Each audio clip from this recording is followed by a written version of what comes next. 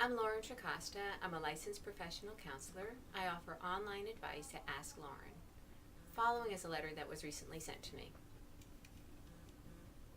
My husband's ex-wife of 18 years continues to insinuate herself into our lives.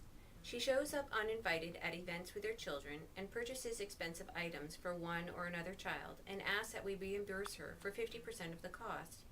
My husband says to ignore her, but I can tell this upsets him because he stews about it for days. I want to intercede, but I'm afraid I'll make his ex-wife even more demonstrative. I do agree that interceding with his ex-wife probably would aggravate the situation as opposed to bring you closer to a solution to your problem.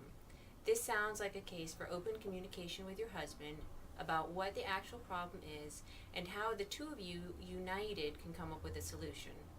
So I envision perhaps you sitting down with your husband and saying, how can we deal with this? What exactly is the problem? Is it that she is purchasing unwanted gifts and you're being asked to contribute 50% for something that you don't think that your child needs? Or are these gifts actually things that they're going to be needing? Perhaps a laptop for school that you haven't really talked about but is necessary. In those cases, you might want to come up with a plan. That is to say, you and your husband agree that you're not going to be contributing 50% unless it is agreed upon in advance. In that case, your husband would then be responsible for communicating that to his ex-wife on a pretty consistent basis, letting her know, I'm not going to be contributing to gifts that you have not discussed with me up front. That way, that should help minimize the amount of stewing afterwards.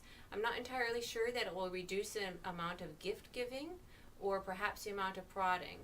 But if you and your husband are consistent and come up with this particular plan, I think it should help the situation. If you have any further questions, please feel free to ask.